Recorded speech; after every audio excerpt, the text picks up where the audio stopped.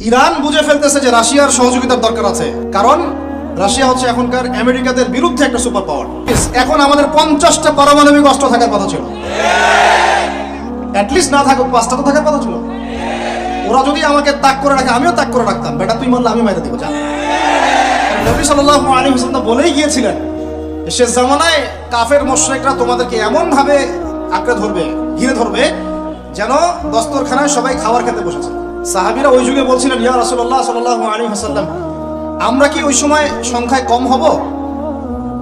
অবাক হয়েছিলেন তারা, কারণ ওই সময় তো ইসলামের বিজয়ের যুগ। আমাদের এইরকম অবস্থা হবে যেখানে আমরা 313 মিলে 1000 বদরে ঠেকাই দেই, 700 মিলে উহুদের 3000 ঠেকাই দেই, মোতাব যুদ্ধে আমরা কত 3000 নিয়ে 2 লাখকে ঠেকাই দেই, ওই মুসলমানদের এই অবস্থা হবে?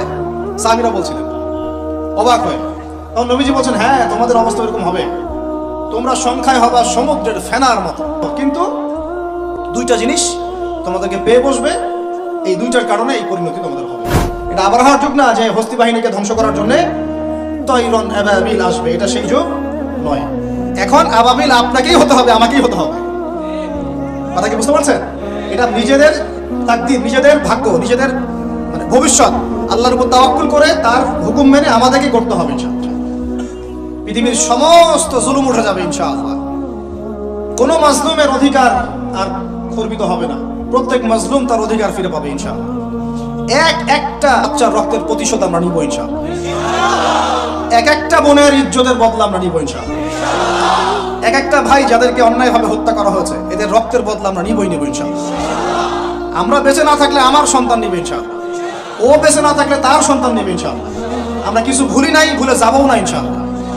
এই দুনিয়া ততদিন পর্যন্ত ফানা হবে না যতদিন এই দৃশ্য বিশ্ববাসী না দেখছে ইনশাআল্লাহ। তোমাদের যা করার আছে করো, যা ইচ্ছা করতে থাকো।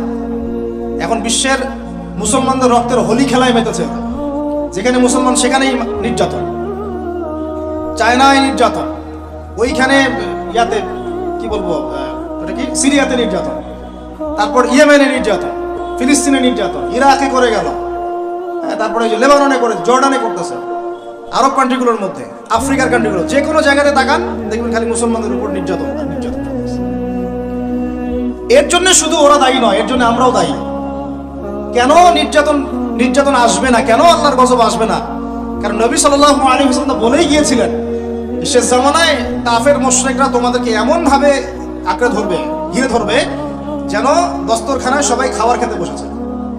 মানে আমরা সবাই দস্তরখানায় খাবার খেতে বসে যেমন করে বসি একসাথে, ওইভাবে তোমাদের উপর আগ্রাসী হবে এরা। সাহাবীরা ওই যুগে বলছিলেন, ইয়া রাসূলুল্লাহ সাল্লাল্লাহু আলাইহি ওয়াসাল্লাম, আমরা কি ওই সময় সংখ্যায় কম হব? অবাক হয়েছিলেন তারা, কারণ ওই সময় তো ইসলামের বিজয়ের যুগ। আমাদের এইরকম অবস্থা হবে যেখানে আমরা 313 মিলে 1000 বদরে ঠেকাই দেই, 700 মিলে উহুদের 3000 ঠেকাই দেই, মোতাব যুদ্ধে আমরা কত 3000 নিয়ে 2 লাখকে ঠেকাই দেই, ওই মুসলমানদের এই অবস্থা হবে? সাহাবীরা বলছিলেন অবাক হয়ে। তখন নবীজি বলছেন, হ্যাঁ তোমাদের অবস্থা এরকম হবে, তোমরা সংখ্যায় হবা সমুদ্রের ফেনার মতো। সমুদ্রে দেখতে পারতেছেন এখন খালি নাম কাও আসতে মুসলিম বাড়তেই আছে, সমুদ্রের ফেনার মতো, কিন্তু দুইটা জিনিস তোমাদেরকে পেয়ে বসবে, এই দুইটার কারণে এই পরিণতি তোমাদের হবে। এক নাম্বার হচ্ছে তোমাদের মধ্যে দুনিয়ার মহব্বত তোমাদেরকে পেয়ে বসবে, আর একটা ওয়াহান তোমাদেরকে ধরে ফেলবে। সাহাবীরা বলছে, ওয়াহান কি? নবীজি বলছে, তোমরা আল্লাহর পথে জীবন দিতে চাইবে না, এই ভয়, আল্লাহর পথে জীবন দেওয়ার ভয় তোমাদেরকে পেয়ে বসবে। এই দুইটা যখন তোমাদেরকে পেয়ে বসবে, তখন এই কাফের মুশরিক মুনাফিক যারা আছে সবাই মিলে তোমাদেরকে একটা কচু কাটা করে ফেলবে। হয় না এখন এটা? শুধু এই যুগে না, প্রত্যেক যুগে যুগে যখনই মুসলমানদের উপর এই দুটা এসেছে, তখনই মুসলমানরা আক্রমণের শিকার হয়েছে। কখনো তাতারিদের হাতে, চেঙ্গিস খানের বংশধর মনে আছে, মঙ্গলরা, ওরা এসে মুসলমানদেরকে একদম কেটে ফেলে দিয়েছিল। কতদিন, 40 দিনের মধ্যে বাগদাদে ওরা মনে হয় প্রায় 10 থেকে 15 লক্ষ মানুষকে হত্যা করেছে, ওই তাতারিরা মুসলমানদেরকে, আব্বাসীয়দের সময়। এরকম হিস্ট্রি অনেক আছে। তারপরে যখন এই ফাতেমি সাম্রাজ্য চলছিল, তখন ক্রুসেডাররা এসে মুসলমানদেরকে হত্যা করেছে। তারপরে আবার করেছে জেঙ্গিদের সময়, আইয়ুবীদের সময়, এমনকি মোগল সাম্রাজ্য। এর আগেও যখন দুনিয়া প্রীতি আর ওয়াহান ঢুকে গিয়েছিল, তখন দেখা গেছে যে মুসলমানদের মধ্যেই মারামারি চলতেছে। ওখান থেকে গিয়ে কর্ডোবা ইসলামী খেলাফত হয়েছে। এগুলি হিস্ট্রি পড়বেন, ইতিহাস নিয়ে ইনশাআল্লাহ একদিন কথা হবে। আমার নিয়ত আছে আপনাদেরকে হিস্ট্রি শোনানোর, একদম আদম আলাইহিস সালাম থেকে শুরু করে এই পর্যন্ত যা যা হয়েছে ইসলামের ইতিহাসে একটা একটা করে ধারাবাহিক পর্ব আকারে আসবে ইনশাআল্লাহ। এতে করে খুব অল্প সময়, হয়তো 10 মিনিটের মাদ্রাসা এমন হতে পারে, 10 থেকে 15 মিনিটের মাদ্রাসা, এর মধ্যেই একটা একটা করে পর্বে একটা একটা করে হিস্ট্রি আসবে ইনশাআল্লাহ। যদিও খুব টাফ এই কাজটা করা, এবং এটার জন্য অনেক ইনভেস্টমেন্টের দরকার, আল্লাহ পাক যেন সহজ করে দেন। তো মূল কথাটা ভাই বলছি যে যখন আমরা এভাবে দুনিয়া প্রেমে ঢুকে গিয়েছি এবং আল্লাহর পথ থেকে সরে আসছি, মার খেতে হয়েছে। এখন আমাকে বলেন তো দেখি, আমরা কি আমাদের অবস্থার উন্নতি চাই না? এতক্ষণ যা বুঝালাম এতে কি বুঝতে পারলেন যে দিন এখন শুধু একটা নিভু নিভু বাতির মতো জ্বলছে? গুটি কয়েক মানুষের মধ্যে হক সীমাবদ্ধ হয়ে যাচ্ছে। প্রবলেমগুলো কি আপনারা ফাইন্ড আউট করতে পারেন? প্রবলেমগুলো দেখেন। সারা বিশ্বে ইসলামিক কোনো খেলাফত আছে? ইসলামের কোনো ঐক্য আছে? একজন আমিরুল মুমিনিন আছে? একটা জামাআ আছে? একটা ইমারা আছে? আমাদের কি অর্থনৈতিক শক্তি আছে? ভিত্তিটা নাই। পুরো বিশ্বের রাজনৈতিক ক্ষমতাকে আমরা নিয়ন্ত্রণ করি না। পুরো বিশ্বের মিডিয়াগুলো কি আমাদের? এমনকি যেগুলোতে রেকর্ড করছেন, যে ফোন আপনার হাতে, সেটাও তাদের। এটাও কাদের? তাদের। পুরো বিশ্বের যে ফিলোসফিক্যাল থটসগুলো আছে, দর্শন, এই দর্শনগুলো আমাদের চলছে না ওদের চলছে? সব পশ্চিমা দর্শন চলছে না? এই যে নাস্তিকতা, কাদের দর্শন? আমাদের।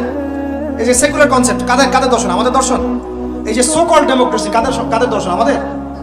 এই যে ন্যাশনালিজমে আমরা ভুগছি, সবাই জাতি চিন্তা করি, মানে ওই ইয়েমেনে একটা মুসলমান মরলে আমার লাগে না। কেন লাগে না? ও তো ইয়েমেনি, আমি তো বাংলাদেশি। এই যে গোত্র বিভাজনটা আমরা করেছি ন্যাশনালিজমের মাধ্যমে, এতে করে ইউনিটিটা নষ্ট হয়ে গেছে। গোত্রে মানুষ থাকতে পারে, কিন্তু সবার মধ্যে একটা হৃদ্যতার বন্ড থাকতে হবে। এইটা ইসলাম দিয়েছিল। আনসার, মুহাজির, দুইটা আলাদা শব্দ না? দুইটা আলাদা বৈশিষ্ট্য, কিন্তু তারা কি আলাদা ছিলেন? একদম নিজের মায়ের পেটের ভাইয়ের চেয়ে বেশি, তাই না? এটা ইসলাম। আর আমরা যদি বলি আনসার এক গ্রুপ, মুহাজির আরেক গ্রুপ, আনসারকে মারলে আমার কি, আমি তো মুহাজির, মুহাজিরকে মারলে আমার কি, আমি তো আনসার, এই কনসেপ্টটা হচ্ছে একটা ন্যাশনালিজম কনসেপ্ট চলছে।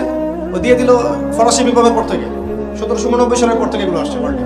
1789 থেকে শুরু করে 1914 পর্যন্ত এই সময়টাতে তারা বিশ্বটা দখল করেছে। কত সময়? 1789 থেকে 1914, এই যে সময়টুকু, এর মধ্যেই পশ্চিমারা বিশ্বটাকে দখল করেছে। আবার নতুন করে কোন জায়গা দখল করেছে? প্রথমে পলিটিক্স, প্রথম জায়গাটা কি? পলিটিক্স। তারপরে সামরিক শক্তি, ওদের মানে এক্সট্রাঅর্ডিনারি সামরিক শক্তি তারা বিশ্বকে দেখিয়েছে। আপনি যত কথা বলেন, একদম পারমাণবিক বোম রেখে দিব তাক করে, আর বেটা তুই কথা বলতে পারবি না, এরকম একটা অবস্থা। বিশেষ করেন ব্যাপারটা এরকম, পুরো জাতি নিয়ে আপনি একটা ঐক্যবদ্ধ শক্তি করতে চান, একটা মিসাইল, পারমাণবিক মিসাইল এরকম রেখে দিবে, এই বাড়াবাড়ি করো না বেশি, একদম দিব লঞ্চ করে, বাস আপনি চুপ, একদম চুপ। কারণ ওইটা প্রতিহত করার তো আমার কাছে ওই নাই, ক্ষেপণাস্ত্র প্রতিরক্ষা সিস্টেম তো নাই। এখন আমি যদি বলি, আমার কথা কি মন খারাপ করবেন? আমি যদি বলি যে বিগত 50 বছরে আমাদের দেশ স্বাধীন হয়েছে কবে বলেন? 71, এখন কত? 23, কত বছর বলেন? আমরা কি একটাও ক্ষেপণাস্ত্র তৈরি করতে পারলাম না? এই বিশ্বে এই ধরনের প্রযুক্তি ছাড়া কেউ টিকে থাকতে পারে? এটা কি ঢাল তলোয়ারের যুগ, যে ওরা এগুলো বানাবে আর আমরা ঢাল তলোয়ার নিয়ে বসে থাকবো? কি করলাম আমরা বলেন? আপনারা তো রাগ করেন কথা বললে, রাগ না করে একটু ভালো করে মন দিয়ে শুনেন না, মন দিয়ে চিন্তা করেন না। কি করলাম আমরা এতদিনে? আমাদের 50টা ক্ষেপণাস্ত্র থাকার কথা ছিল, আমাদের 50টা পারমাণবিক অস্ত্র থাকার কথা ছিল। কিসের ভিত্তিতে আমরা লড়াই করব? কিসের ভিত্তিতে আমরা লড়াই করব?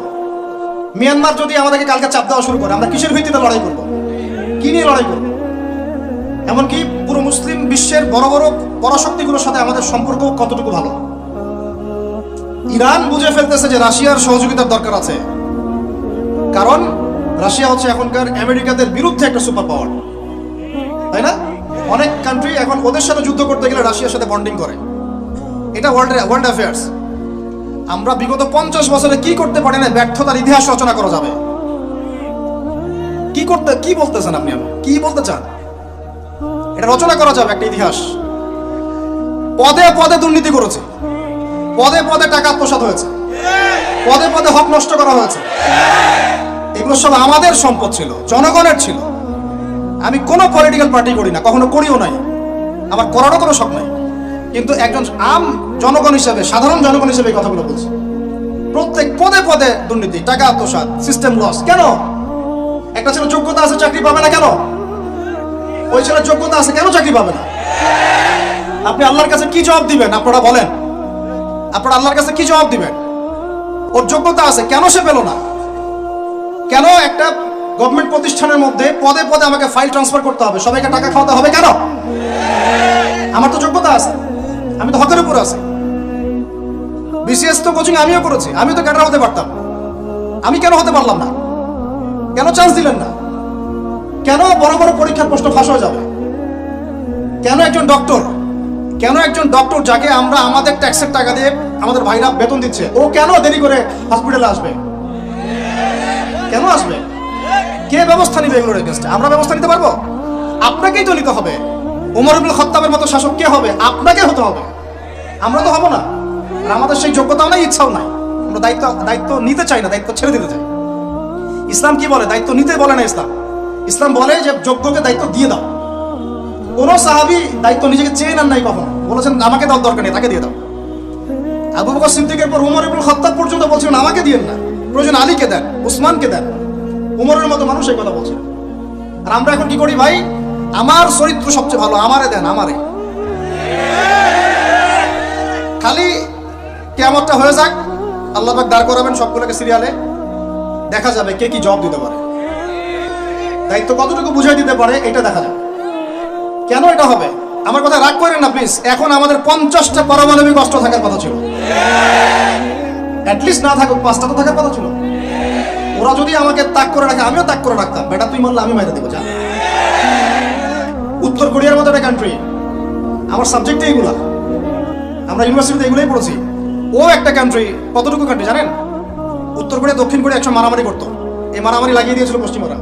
পরে উত্তর কোরিয়ার প্রেসিডেন্ট ওই বলা থেকে বের হয়ে যায়, বলা থেকে বের হয়ে চায়নার সাথে বন্ডিং শুরু করে, রাশিয়ার সাথে বন্ডিং শুরু করে ওদের সাপোর্টে সে আস্তে আস্তে আস্তে নিউক্লিয়ার ডিভাইসগুলো তৈরি করা শুরু করেছে।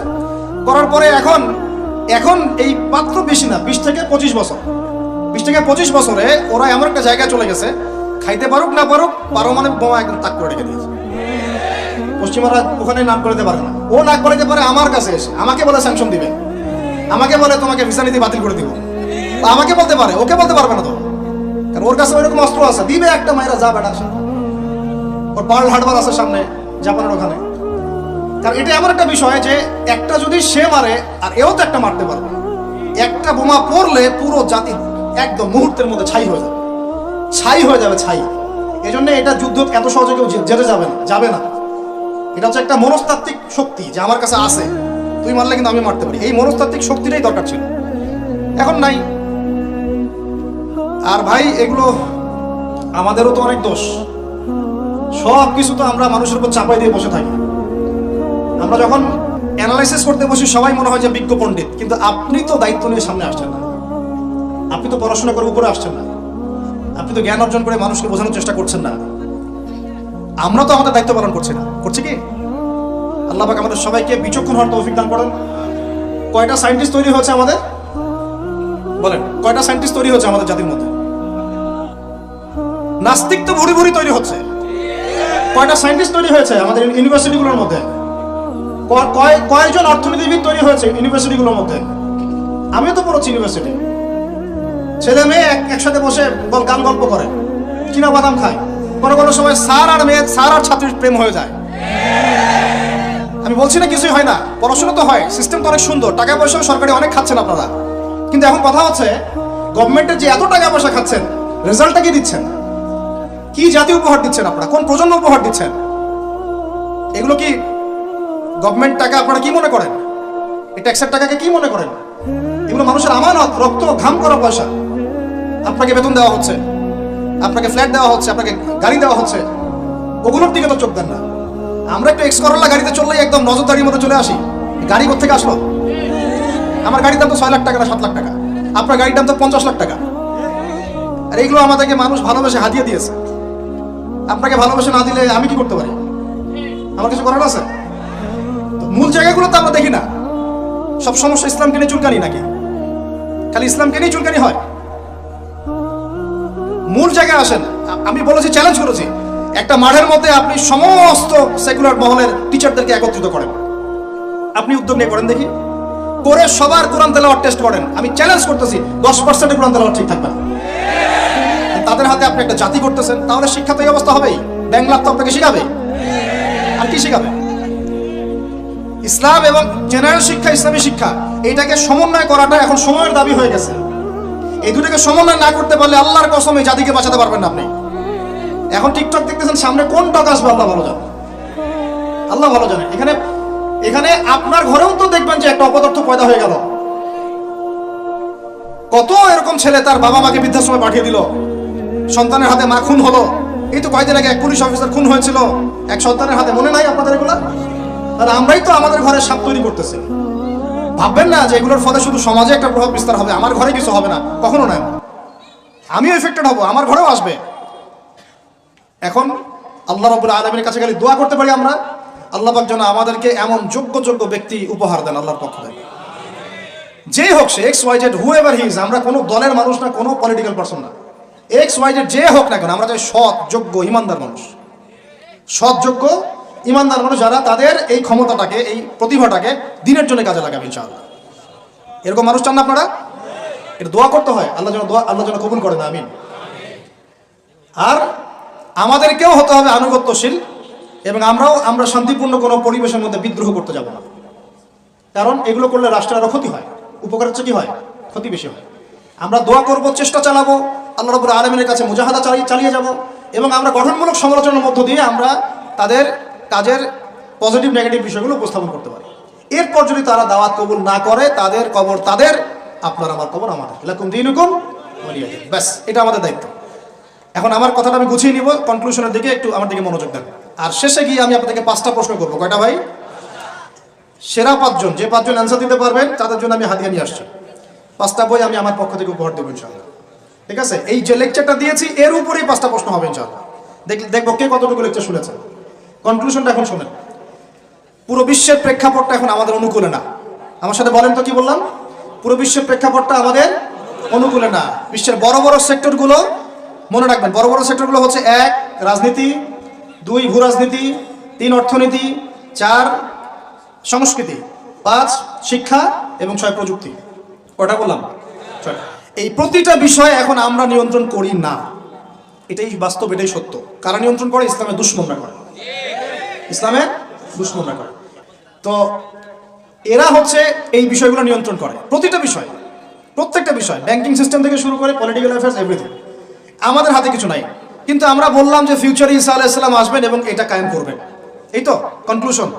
তাহলে মাঝখানে যে সময়টা বাকি আছে, এই সময়টাতে কাদের হাতে বা কোন বৈশিষ্ট্য ধারণ করতে পারলে আমাদের হাতে এই বিষয়টা হবে? এই তো প্রশ্ন, না? এই না বিষয়টা? লাস্ট 100 বছর থেকে ওরা এই মিশনে হাঁটতে হাঁটতে হাঁটতে মোটামুটি এখন 70-80 ভাগ জায়গায় কিন্তু দখল করে ফেলেছে, ফেলে নাই? ওইটা আরেকটা ইস্যু। এখন মূল কথায় আসেন। তাহলে আমরা ফিউচারটাও জানি, বর্তমানটাও বুঝতে পারছি। মাঝখানে একটা প্রজন্ম দরকার। আমরা যদি আল্লাহর কবুলিয়ত পাই, হয়তো আমরা যদি এই সময়টা পেয়ে যাই। যদি আমরা না পাই, আমাদের ফিউচার জেনারেশন, যদি তারা না পায়, তাদের ফিউচার জেনারেশন, এভাবে হয়তো চলতে থাকবে। কখন সেই প্রজন্ম আসবে আর কোন বৈশিষ্ট্য তাদের থাকবে, এর আগে আমি জাস্ট আপনাদেরকে 2টা আয়াত শোনাচ্ছি। 1, আল্লাহ পাক বলছেন, ইন তানসুরুল্লাহ ইয়ানসুরকুম, সূরা মুহাম্মাদে আছে, তোমরা যদি আল্লাহকে সাহায্য করো, আল্লাহ তোমাদেরকে সাহায্য করবে। আমার সাথে বলেন, তোমরা যদি আল্লাহকে সাহায্য করো, আল্লাহ তোমাদেরকে সাহায্য করবে। মানে আল্লাহর কি সাহায্যের দরকার আছে? তোমরা আল্লাহকে সাহায্য করো বলতে, তোমরা যদি আল্লাহর দ্বীনকে সাহায্য করো, তোমরা যদি আল্লাহর দ্বীনকে সাহায্য করো, আল্লাহ তোমাদেরকে সাহায্য করবেন। ওয়া ইউসাব্বিত আকদামাকুম, তোমাদের পা আল্লাহ পাক শক্ত করে দিবেন ইনশাআল্লাহ। একটা। 2 নাম্বার, ইন্নাল্লাহা লা ইউগাইয়িরু মা বিকওমিন হাত্তা ইউগাইয়িরু মা বিআনফুসিহিম, আল্লাহ পাক কোনো কওমের, কোনো জাতির অবস্থা ততক্ষণ পর্যন্ত পরিবর্তন করেন না, সংশোধন করেন না, যতক্ষণ তারা নিজেরাই নিজেদের অবস্থা পরিবর্তনের চেষ্টা না করে। আয়াত তো পরিষ্কার।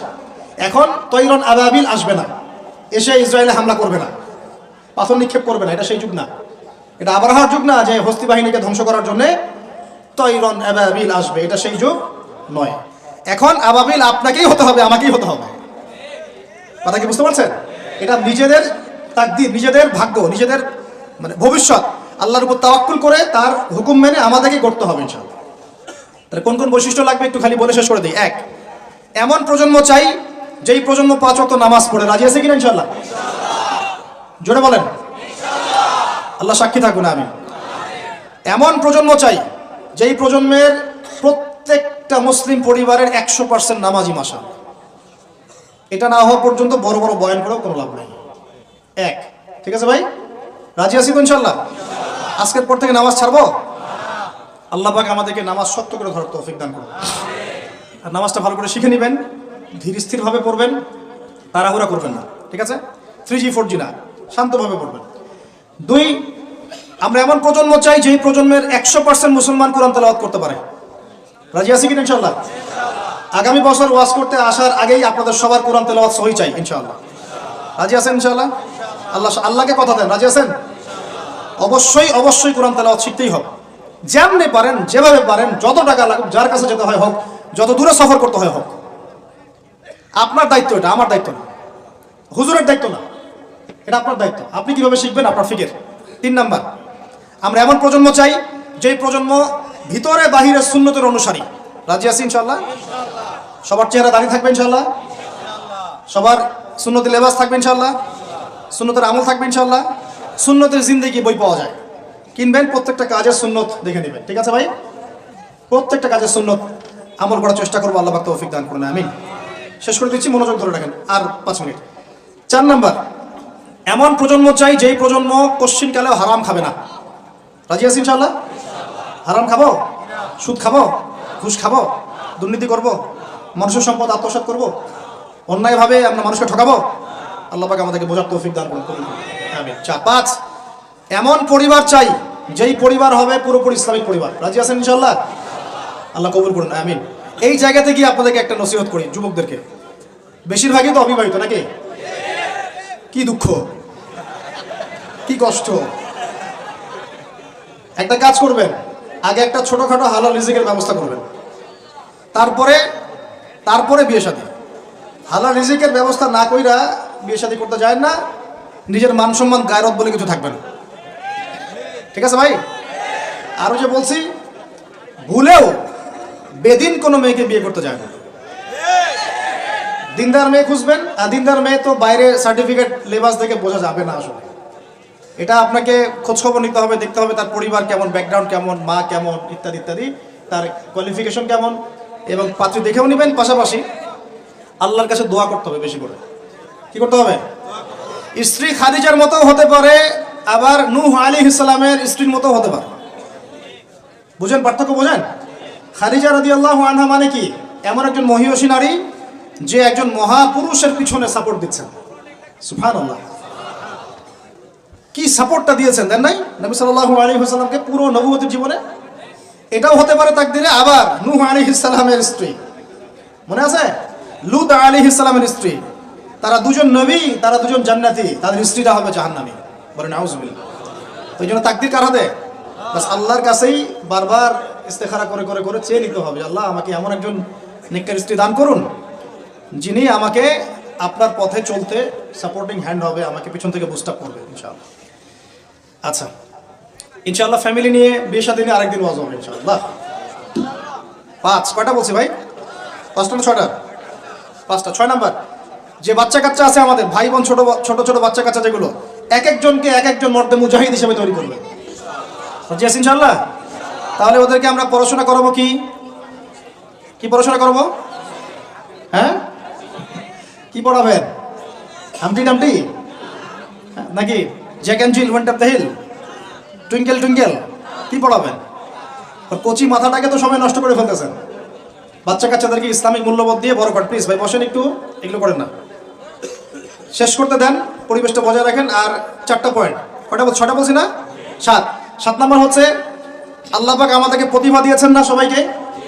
কেউ লিখতে পারে, কেউ বলতে পারে, কেউ ব্যবসা ভালো বোঝে, কেউ ইন্টারনেট সেকশন ভালো বোঝে, এরকম আছে না? আল্লাহ পাক আপনাকে যা দিয়েছেন ওইটাকেই দিনের জন্য কাজে লাগাবেন। রাজি আছেন? 8 নাম্বার, আমাদের প্রত্যেক পরিবারের মা বোনদেরকে খাস পর্দা রাখতে হবে। নাস্তিকরা কি বলে বলুক, সেগুলোরা কি বলে বলুক, ইউনিভার্সিটির টিচার কি বলে বলুক, নেকাব খুলতে বাধ্য করে কি করে করুক, আপনি আপনার পরিবারকে পর্দা রাখবেন। যদি ওদিকে দেখেন যে কোনোভাবেই কাজ হচ্ছে না, ওই জগৎ ছেড়ে দিয়ে বাসায় চলে আসা, দরকার নেই পড়াশোনা। আমি আমার মেয়েকে মাদ্রাসায় পড়াবো, দরকার নেই আমার এই পড়াশোনা, ঠিক আছে? প্রয়োজনে নিজে প্রতিষ্ঠান করে আপনার সন্তানকে পড়াবেন। আপনার সামর্থ্য আছে, নিজে প্রতিষ্ঠান করেন, করে সন্তানকে পড়াশোনা করেন ইনশাআল্লাহ। আগে কি প্রতিষ্ঠান ছিল নাকি যে যুগটা সোনালী যুগ, ওই যুগে কোনো শিক্ষা প্রতিষ্ঠানই ছিল না। মানুষ ওস্তাদের কাছে ম্যান টু ম্যান পড়তো। একজনের কাছে কোরআন, একজনের কাছে হাদিস, একজনের কাছে উসুল, একজনের কাছে আরবি, এভাবে পড়তো মানুষ। ওরা মানুষ হয় নাই? তো এখন পরিবেশ গড়ে তোলার ফিকির করব, যদি না পারি আমার সন্তানকে আমি ইসলামিক লাইনে পড়াবো ইনশাআল্লাহ। সামর্থ্য থাকলে নতুন নতুন প্রতিষ্ঠান গড়ে তুলবো ইনশাআল্লাহ। এই ওয়াজ করে আমার কোনো লাভ নাই। তৌফিক দান করুন। সাহাবীদের যুগে, যেই যুগে মুসলমানরা বিশ্বকে শাসন করেছিল, ওই যুগে একটা ঘর ছিল না যেই ঘরে এমন একজন মানুষ ছিল যে কোরআন তেলাওয়াত করতে পারতো না। একটা বাড়ি দেখাতে পারবেন না যে বাড়ির মধ্যে এমন কোনো মানুষ আছে যে কোরআন তেলাওয়াত করতে পারে না। পারবেন? সাহাবীদের যুগে একজন সাহাবী দেখাতে পারবেন যে কোরআন তেলাওয়াত করতে পারতেন না? সাহাবীদের যুগে আপনি এমন একটা ঘর দেখাতে পারবেন যেখানে হাফেজে কোরআন নাই? সাহাবীদের যুগে আপনি দেখান, আমাকে দেখান, একটা বাড়ি দেখান যেখানে দ্বীনি ইলমের গভীরতা নাই এমন মানুষ আছে? পাবেন? ওই যুগে আমরা বিশ্বকে শাসন করেছিলাম। আর এখন ওই যে বললাম, যদি বলি কোরআনের জন্য কে কে জীবন দিতে চান, সবাই হাত উঠাবে। এমনকি যদি অতি উৎসাহে কাউকে বলা হয় রাস্তায় নামতে হবে, দেখবেন রাস্তায় নেমে যাবে।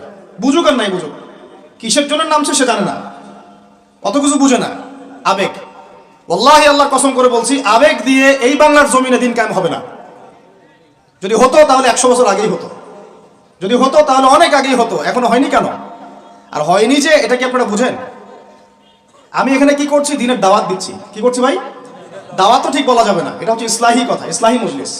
দাওয়াত মানুষ দেয় অমুসলিমদেরকে, অমুসলিমদেরকে ইসলামের দাওয়াত দেওয়া হয়। আপনারা সবাই মুসলিম, আপনাদেরকে দাওয়াত দেওয়ার কিছু আছে? কালিমা লা ইলাহা ইল্লাল্লাহ আপনারা তো সবাই বুঝেন, হয়তো বুঝেও শিরক করতে পারেন, এটা আলাদা বিষয়। অনেকে কালিমা পড়ে ঠিকই কিন্তু শিরক করে, আকীদার মধ্যে শিরক থাকে, আমলের শিরক থাকে, কথায় শিরক থাকে। কিন্তু বেসিক্যালি আমরা তো সবাই মুসলিম পরিবার থেকে আসি নাই? মাশাআল্লাহ। তা আপনাদেরকে আমি ইসলাহের জন্য কথা বলতে পারি, ইসলাহি কথা। মূল কথা হচ্ছে, আমি আপনাদেরকে ইসলাহ সংশোধনের কথা বলছি। আমি এখানে দিন কায়েম করতে পারবো না, সেই অথরিটি, সেই সভরেন্টি আমার কাছে নাই। কি নাই? সেই অথরিটি, সভরেন্টি আমার কাছে নাই। এই এলাকায় যদি কেউ মদ পান করে, আপনি কি তাকে 40টা বেত্রাঘাত করতে পারবেন? আপনি কেন, যিনি এখানকার দায়িত্বশীল তিনিও পারবেন না। পারবেন? খোলামেলা কথা বলেন, পারবে? একজন যদি চুরি করে, ওই যে মসজিদে শীতকালে চোর বেড়ে যায় না, এখন চুরি তো বেড়ে গেছে, আপনারা বুঝেন না? চুরি বেড়েছে সমাজেও, চুরি বেড়েছে অর্থনীতিতে, চুরি বেড়েছে দায়িত্বে। মানুষ দায়িত্বে চুরি করে, অর্থনীতির মধ্যে চুরি করে, মানুষ আমানতের খেয়ানত করে। এটাই তো এই যুগ। প্রত্যেকটা জায়গায় খেয়ানত, প্রতিটা জায়গাতে খেয়ানত। কোত্থেকে শুরু করব? মনে করেন আমি গিয়েছি বাজারে, আপনি গিয়েছেন বাজারে, ওই যে বাজারে পণ্য কিনছেন, সবজি, মাছ, মাংস, ওর মধ্যেও চুরি আছে। ওখানে পেস্টিসাইড মিশিয়েছে, প্রতারণা। মাপে কম দিচ্ছে, প্রতারণা। ফের দিয়ে দিচ্ছে, চুরি। এগুলো কি বলেন? সোজা কথা, এগুলো কি? চুরি, প্রতারণা। তো এবার এ যে প্রতারণা করে যে টাকাগুলো আমার কাছ থেকে নিল, ওই টাকা আবার অন্যায়ভাবে আর এক দল চাঁদাবাজ এসে নিয়ে গেল। জালেমের উপর জুলুম, জালেমের উপর জুলুম। ওই চাঁদাবাজরে আবার রাস্তায় আটকাইলো আরো বড় জালেম। তাদের আবার কিছু পোশাকও আছে, ঠিক আছে, ইউনিফর্ম। তো সে আবার ওখান থেকে, তার কাছ থেকে আবার সে খেলো। সেও পার পেলো না, তার বড়জন যে, সে আবার ওর কাছ থেকে খেলো। এই করতে করতে করতে করতে টপ টু বটম সবই চোর। টপ টু বটম সব কি? এখন চুরির শাস্তি কি? কোরআনে আল্লাহ পাক বলছেন সূরা মাঈদার মধ্যে, ওলামায়ে কেরাম আছেন, আপনারা পড়ে জেনে নেবেন। এই ওয়াজ মাহফিলে সব কিন্তু টু দা পয়েন্ট আপনার বলা যাবে না, আয়াতগুলা সময় পাওয়া যায় না। এটা হচ্ছে একটা, আপনাকে বুস্ট আপ করতে পারি, ধরিয়ে দিতে পারি। খালি চোর ছেলে হোক আর মেয়ে হোক, হাতটা কবজি পর্যন্ত কেটে ফেলবে। কি পর্যন্ত? এটা আমি জাস্ট আপনাকে বলতে পারবো। এখন কোরআনে আছে, হাদিসে আছে, আমি খেলে আপনাকে বলতে পারবো, আপনি শুনলেন, এতটুকুই। কিন্তু আপনাকে সর্বোচ্চ ক্ষমতা দিলে আপনি এটা করতে পারবেন না। এখন এটা সামনে আসবে, এটা আমরা জানি। এখনকার সময়টা কঠিন, এটাও আমরা জানি। মাঝখানে একটা প্রজন্ম তৈরি হবে ইনশাআল্লাহ, এটাও আমরা জানি। যেই প্রজন্ম আমাদের মতো টিকটক প্যারালাইজ প্রজন্ম হবে না, যেই প্রজন্ম ইনশাআল্লাহ তাআলা কোরআন সুন্নাহকে হাতে নিয়ে ওদেরকে চ্যালেঞ্জ করবে। এটা নবীজি বলেও গিয়েছেন, লা তাযালু তাইফাতুম মিন উম্মতি যাহিরিনা আলাল হক লা ইয়াদুররুহুম মান খাযিলাহুম। আমার উম্মতের একটা দল সর্বদাই হকের উপর থাকবে। অন্য হাদিসে আসছে তারা যুদ্ধ করতে থাকবে, বিরোধিতাকারীরা ওদের কোনো ক্ষতি করতে পারবে না। সাহাবীরা জিজ্ঞাসা করলেন, তারা কোথায় এই কাজটা করবে ইয়া রাসূলুল্লাহ সাল্লাল্লাহু আলাইহি ওয়াসাল্লাম? নবীজি বললেন, বাইতুল মুকাদ্দাস ওয়া মা হাওলাহা। এই যে জেরুজালেম, বাইতুল মুকাদ্দাস এবং তার চারপাশে তারা এই কাজ করতে থাকবে। আল্লাহর সাথে জড়িত পাপ তো সহজেই মাফ করা যায়, কিন্তু আপনি যখন মানুষের সাথে জড়িত পাপে যাবেন তখন মাফ নেবেন কিভাবে? মনে করেন এক ভাই আরেক ভাইকে বললো যে তুই চোর, নাউজুবিল্লাহ। এখন সে বেচারা চুরি করে নাই, কিন্তু আপনি বলে ফেলছেন, কথাটা মুখ দিয়ে বের হয়ে গেছে, ওর মনে আঘাতও লাগছে। এখন বেচারা আপনাকে মাফ করে নাই মনে মনে, কাল কিয়ামতে ওর হক না দিয়ে আপনি পুলসিরাত পার হতে পারবেন না। আল্লাহু আকবার। আল্লাহ পাকের ইনসাফ এবং বিচার এত সূক্ষ্ম হবে। কত সূক্ষ্ম আপনাকে আমি একটা হাদিস থেকে খালি বলি, 1 মিনিট। একটা শিংওয়ালা ছাগল, ছাগলের শিং আছে, দুনিয়াতে একটা ছাগলকে গুঁতা দিয়েছে, ওই ছাগলের বেচারা শিং ছিল না। মানে একটা শিংওয়ালা ছাগল একটা শিংহীন ছাগলকে গুঁতা দিয়ে অন্যায়ভাবে।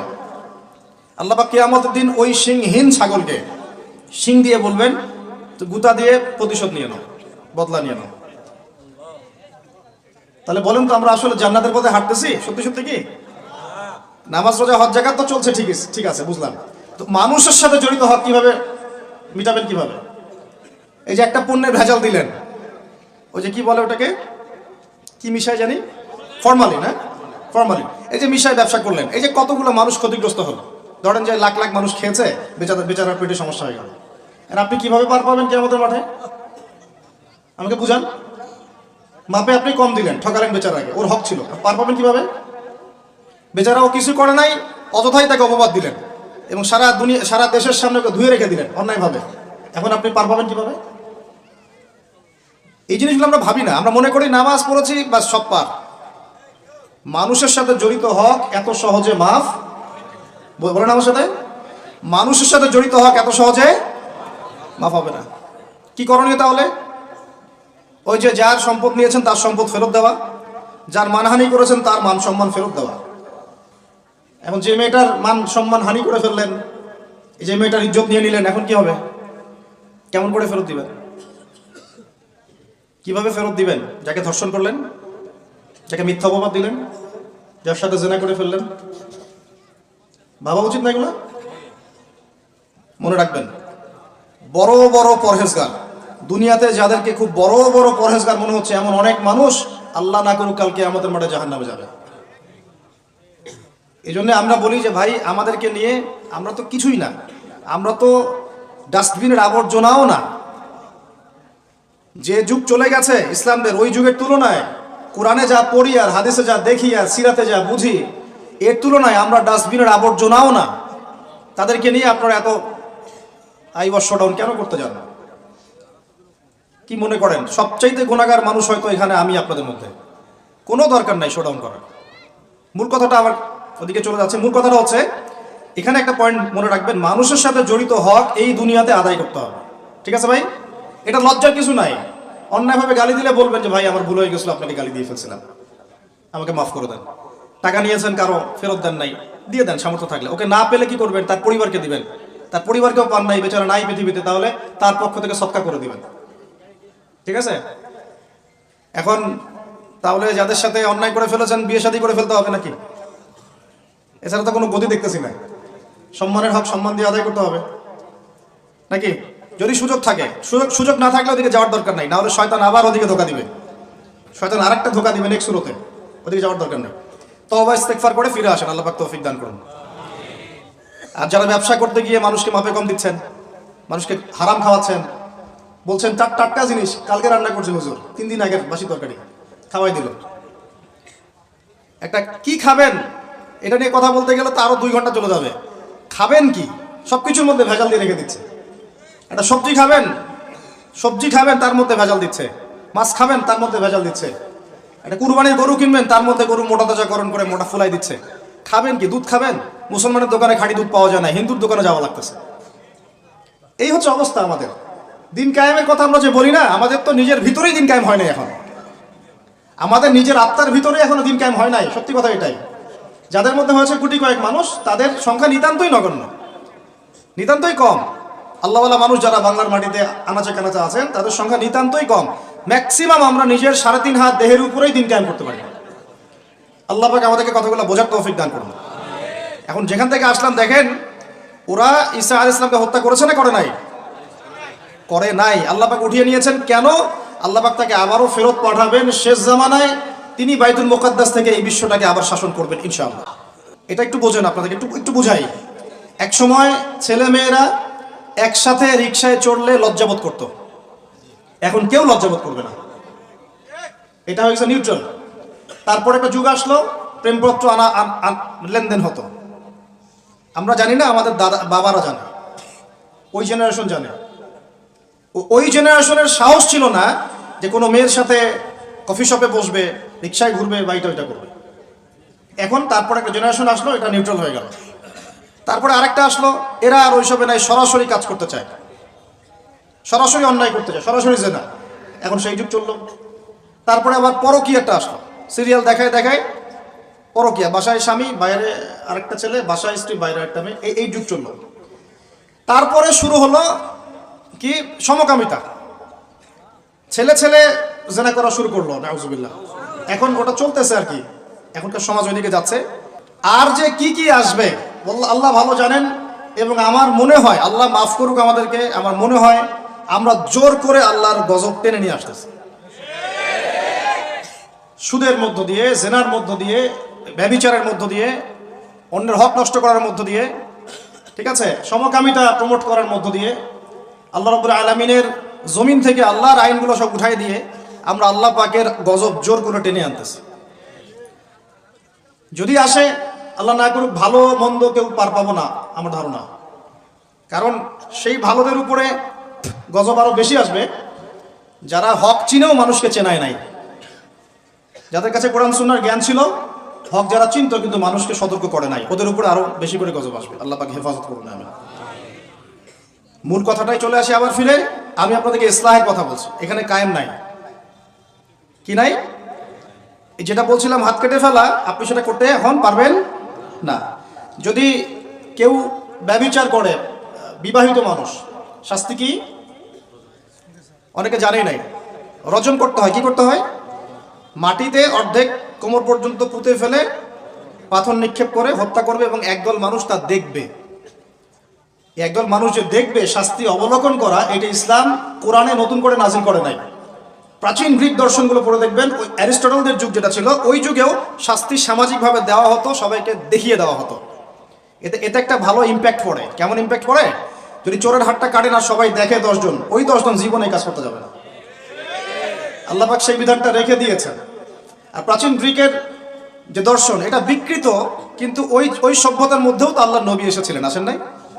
এমন কোন সভ্যতা নাই যার মধ্যে আল্লাহ পাক নবী পাঠান নাই। তাহলে এই হিন্দু ভাইরা নিঃসন্দেহে তাদের কাছেও কোনো না কোনো নবী আসছিল, তাদের শিক্ষা থেকে তারা হয়তো বের হয়ে গেছে। ইহুদিরা, ওদের কাছে নবী আসে নাই? আসছে, ওরা শিক্ষা থেকে বের হয়ে গেছে। খ্রিস্টানরা, তাদের কাছে নবী আসে নাই? এসেছে। চাইনিজ সভ্যতায়, ওখানেও হয়তো কোনো নবী এসেছে।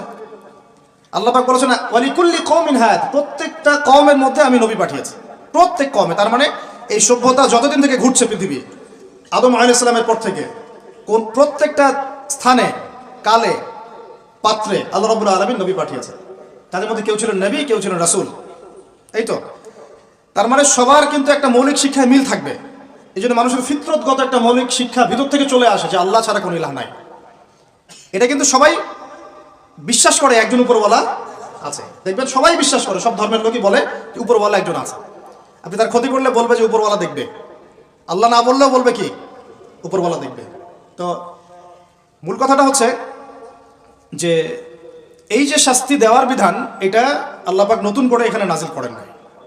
প্রকাশ্য শাস্তির বিধানটা আগেও ছিল এই বিশ্বের মধ্যে, প্রাচীন গ্রিক রোমান সভ্যতার মধ্যে এটা ছিল।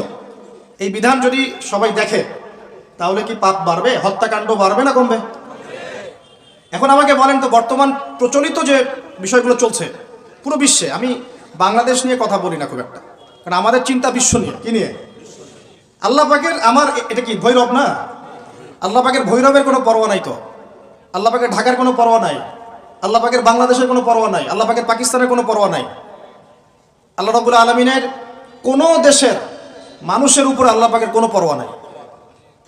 আল্লাহ সুবহানাহু ওয়া তাআলা চাইলে ইসলাম ইয়েমেনে কায়েম করতে পারেন, সিরিয়াতে করতে পারেন, অস্ট্রেলিয়ায় করতে পারেন, ওই আমেরিকায় করতে পারেন, রাশিয়াতেও করতে পারেন।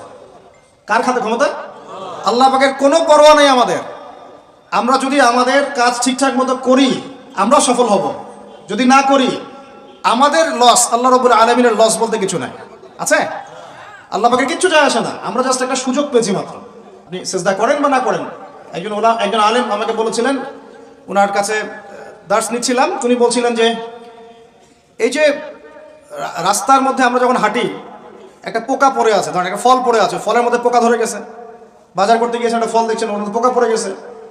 এমনকি আমরা ওয়াশরুমে যাই, ওয়াশরুম যদি মাইক্রোস্কোপ দিয়ে দেখেন ব্যাকটেরিয়া আছে না, নাই আছে না, ওরা পর্যন্ত আল্লাহর তাসবিহ পাঠ করে, সুবহানাল্লাহ। তো আল্লাহ পাক তো আমার নামাজের মুখাপেক্ষী না, আল্লাহ পাক তো আপনার নামাজের মুখাপেক্ষী না, আপনি পড়ছেন না, আপনি হতভাগা।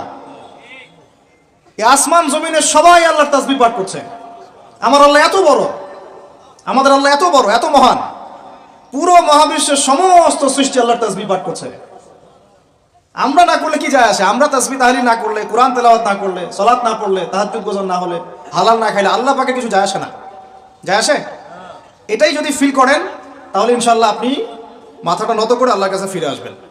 অনুভূতিটা জাগ্রত করার চেষ্টা করছে। আরেকটা অনুভূতি নেবেন বাসায় গিয়ে। এবার এগুলো আমরা ভাবি, এভাবে ভাবার চেষ্টা করি। এই যে আমরা এখানে বসে আছি, ধরেন 5,000 মানুষ, কথার কথা, মনে করেন আমরা কেউই দুনিয়াতে নাই। এই দুনিয়ার ঘূর্ণন থেমে যাবে কি না? থেমে যাবে? এই দুনিয়া ঘুরবে না ঘুরবে না? রাত দিন আসবে না আসবে না? আমাদের পরিবার থাকবে না থাকবে না? মাঝখান থেকে আমরা আমাদের সময়টা এবং সুযোগটা নষ্ট করলাম। অতএব এত চিন্তা বাদ দেন, চাকরির কি হবে, ব্যবসার কি হবে, আমার মা বোনের কি হবে, আমার পরিবারের কি হবে, আমার এইটার কি সেটার কি, সব চিন্তা বাদ দেন আপনি। এখন আগে চিন্তা করেন যে আমরা দুনিয়াতে কিভাবে আল্লাহর দিন পালন করব, কিভাবে পরকালে নাজাত পাবো। আগে নিজের চিন্তা করেন। আমরা তো মানুষের চিন্তা করে করে লাইফ নষ্ট করে ফেলে দিলাম। এখন আপনারা শিক্ষা নিচ্ছেন না দিনের। কেন শিক্ষা নিচ্ছেন না? কারণ আপনারা চিন্তা করেন যে একটা সার্টিফিকেট দরকার, চাকরি পাইতে হবে। এই ফ্লোতে যেতে যেতে আপনার 20 বছর 25 বছর চলে যাবে, পরে আফসোস করবেন। ওই সার্টিফিকেট আপনি কার জন্য চান? নিজের জন্য, একটা ভালো মেয়েকে বিয়ে করতে চান, হালাল খাইতে চান, এই তো আপনার সন্তানদের ভবিষ্যৎ চান, এটাই তো আমাদের গোল নাকি? আল্লাহ পাক এগুলো করতে নিষেধ করেন নাই, কিন্তু দিনের শিক্ষা এবং আমল বাদ দিয়ে নয়। আমরা এখন এই দুনিয়ার পিছনে ছুটতে ছুটতে আল্লাহকে ভুলে যাই, রাসূলকে ভুলে যাই, নামাজকে ভুলে যাই, কোরআনকে ভুলে যাই।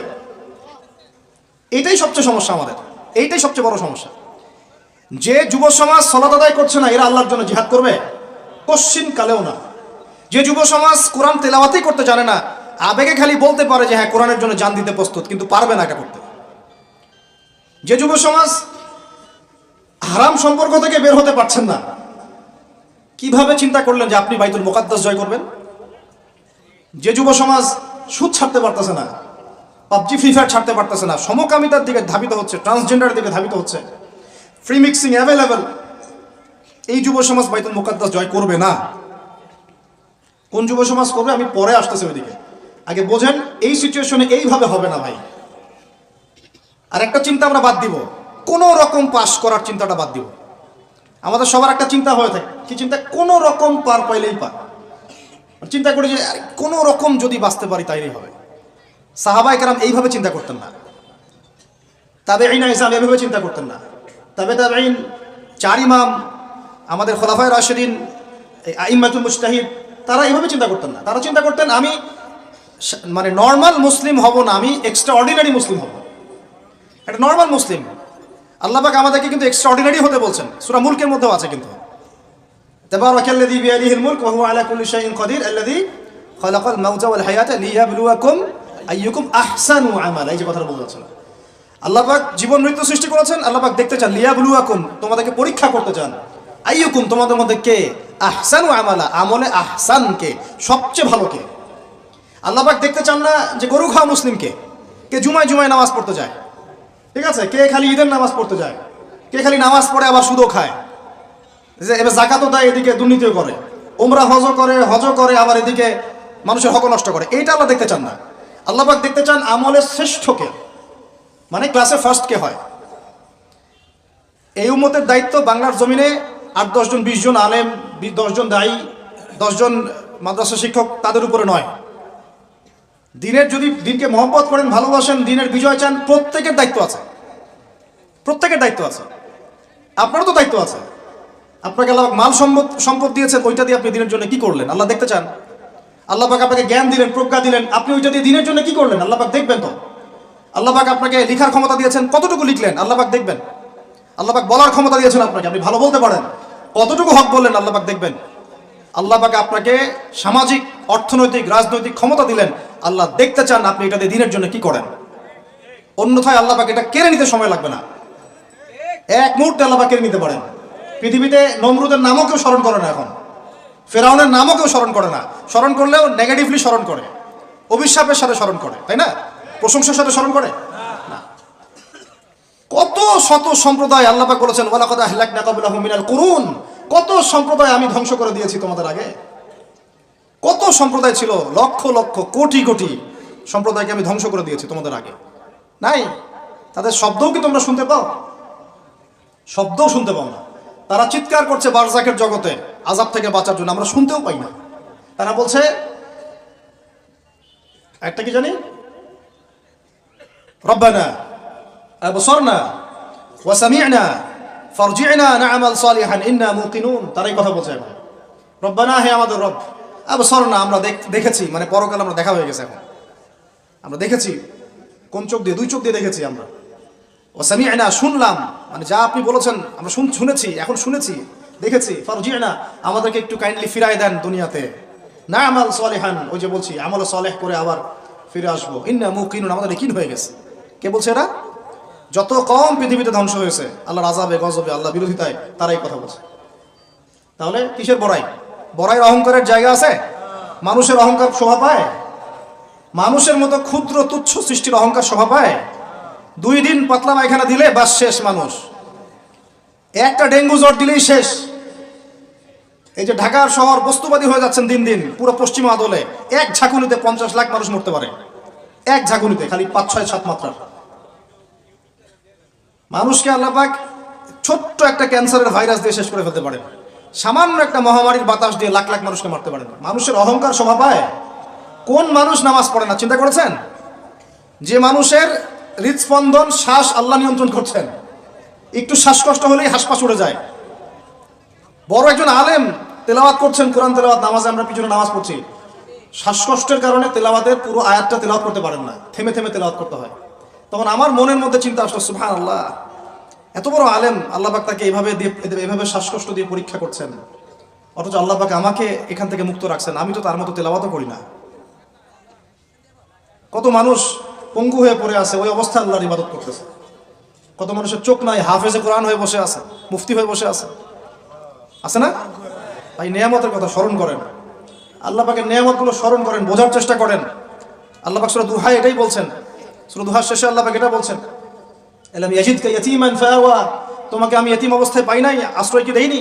ওয়া ওয়াজাদাকা দাল্লান ফাহাদা ওয়া ওয়াজাদাকা আইলান ফাআগনা ফাআম্মা আল-ইয়াতীমা ফালা তাকহার ওয়া আম্মা আস-সাইলা ফালা তানহার ওয়া আম্মা বিনি'মাতি রাব্বিকা ফাহাদ্দিস। তুমি আল্লাহ পাকের যে নেয়ামতগুলো আল্লাহ দিয়েছেন এগুলো মানুষকে বর্ণনা করতে থাকো, বলতে থাকো, খালি উপলব্ধি করেন যে আল্লাহ পাকের কত নেয়ামতে আপনি আছেন, বাস, আর কিছু লাগবে না। আর আপনি আমি না থাকলে দুনিয়া থেমে থাকতো না, সব চলতো। তাহলে কিসের জন্য, কাদের জন্য আমরা এই হায়াত এবং সময়, রুজি, এনার্জি, যৌবন নষ্ট করছি? ভাই আমাকে বলেন, কাদের জন্য করছেন? যে আল্লাহর হাতে আপনার প্রাণ, একটু প্রেশার আপ ডাউন করলেই শেষ, একটু শ্বাসকষ্ট হলেই শেষ, একটু মহামারী দিলেই মাস শেষ।